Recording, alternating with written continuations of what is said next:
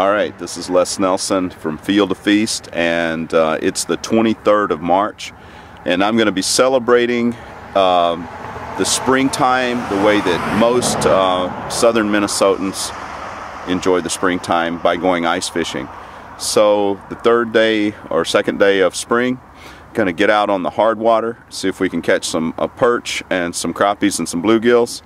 We're going to be hiking back about 3 miles into a slough off the Mississippi River. I'm going to be fishing with Don and Kurt again. I fished with them a couple of weeks ago. Unfortunately, I only had 5 minutes of battery on my camera that time, so unfortunately I didn't get much of that. We're going to be fishing an area that I fished earlier, and I loaded a YouTube video up from that trip, and hopefully we'll catch some fish and we'll be able to load up a video of this trip as well. I'm looking forward to the next time I'm going to be on Field to Feast with you. And I'm hoping that the next time I'm on Field to Feast, the next video I load, I will be in a boat and not on a slab of ice in the middle of nowhere. So we'll see how that goes, and I'll check back in with you. So here comes Don and Kurt, and they're ready to fish, hopefully.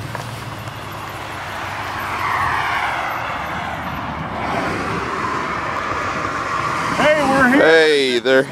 Good morning. Here's the spot. The Gunderson Flight team here with our hats on. Yeah, Mid-City Steel, turn around. Good little advertising for us today. Kurt's company. Finest fab shop in America.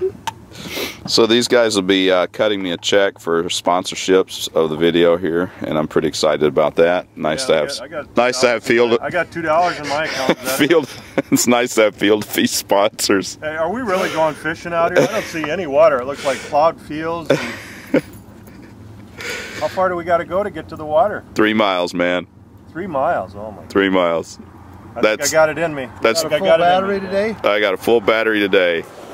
Got it in the water. How's the fishing? Fishing's good. Just got in the water, but you're not sure. It's going to be good. Okay, we're trust it's going to be great.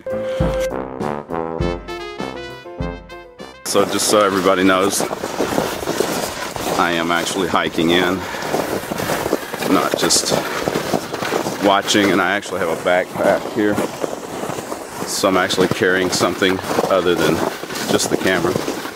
So anyway, we're about a 20%, we're about less than a quarter of the way in, but wanted to just show everybody that we are actually hiking in. Feels kind of cool out here, but the sun's strong, and the birds were singing this morning. It was just beautiful out there. Cardinals were singing, and there were some robins out there already, and man, just exciting. I'm blessed to be a part of a group of guys that likes to do this stuff. I have good friends like my friend Les and Kurt. I can't wait to put my line in the water. How about you? I'm looking forward to it.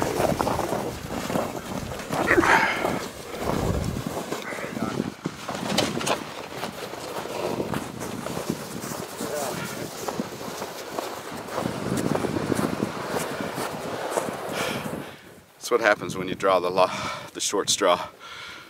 Doesn't teach you don't gamble. Well, I've changed my stocking cap, changed shirts. When you're heading out into the woods on the cold day, if you sweat, you got to have dry clothes with. And we're using a bait. It's called a little Cecil, really small, really tiny piece. It's got a pink body to it. It's just a tiny spinner. And I'm going to show you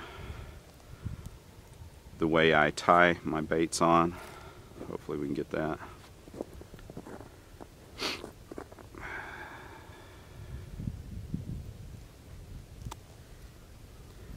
And then I'll get these guys catching some fish here.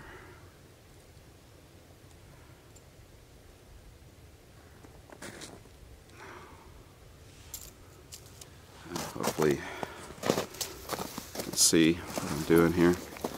I take my line, run it through the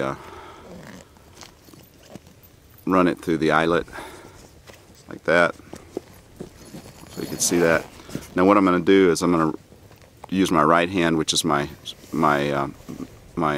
primary hand that I work with. I'm right-handed. I'm going to use my index finger, lay the line. I'm hooking the line under these two fingers, my little finger and my second finger. Then I'm going to use my index finger and hook my line over that, loop it over it.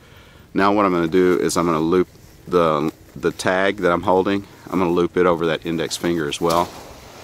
And then I'm grabbing it with my right hand index finger and holding that line between my index finger and my thumb. Now what I'm going to do is I'm going to wrap this 3 times around this loop I made. 2, 3. It's a modified fishing knot. Now I'm going to go up in underneath the loop in the front, and I'm going to then, so I sent the tip through the loop in the front, and I'm sending the tip through the loop that was on my left index finger, and it then tightened down. You need to spin on it because that gives it lubrication, so friction doesn't weaken your line if you're using monofilament. Tighten it down, snug it down, and then use clippers or go old school and clip it with your teeth. So that's how you can get a really good tight knot. The weakest place in your line is always going to be your knot, so you need to have a really strong knot. You can have, in ice fishing, you can use, this is probably 8-pound test. You might want to go smaller. A lot of guys use 4-pound test, but if you have a weak knot, that could bring the strength of that down to 2 pounds or less. So you really need to have that knot be 60 or 70% as strong as the line itself. So now we're going to try to catch fish.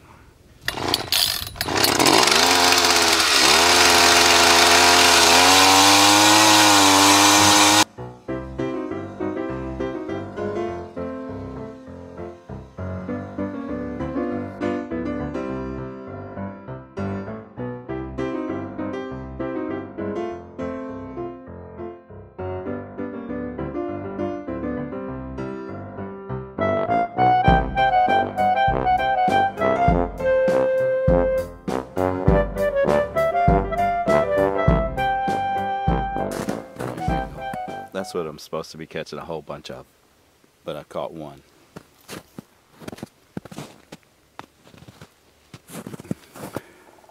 It hasn't been a great day of ice fishing, but it has been a great day to be out with friends. The weather was warm and the snow was starting to melt. That was fun. We had some dry area. The sun was really beating down. As a matter of fact, I got a sunburn on my face, which is kind of funny to be out in the snow getting a sunburn. And we enjoyed the hike in. You know, hiking 6 miles, 3 miles in, 3 miles out can't be all that bad for me. So even though it was a little bit of a bummer to come out of the backwaters of the Mississippi with only 3 fish, it's still a good time being with friends. Got to see some eagles. That was always cool, always a nice bonus. And these are the 3 we caught. I caught all crappies today. Obviously that one's a very small one. But when you're hungry and not catching fish, everything you want to keep. There's another crappie. I'm going to fillet these up and have these for dinner tonight with my wife, my beautiful wife Christine. And there's the one that I really enjoyed catching. He's probably about as big as I've seen up here on the Mississippi in Minnesota. And if I could have caught about 6 or 8 of these, it would have been a fantastic trip. Unfortunately, I only caught 1. The bad news is we only caught 3. The good news was I caught all 3. Sorry, Don, and sorry, Kurt. We'll maybe next time. So this will probably be the last video blog that I do for ice fishing, hard water fishing in southeast Minnesota. Next time you see me, it'll probably be turkey hunting, or it might be fishing the river, but fishing out of a boat. Oh, look, he's waving at you. Everybody see that? He's waving goodbye. Hope you've enjoyed this installment of Field to Feast, and we'll be connecting back with you again. Make sure you share this if you enjoy it. Make sure you become a subscriber to my channel if you would, if you enjoy it, and I'll try to keep you entertained with fishing and hunting throughout the year.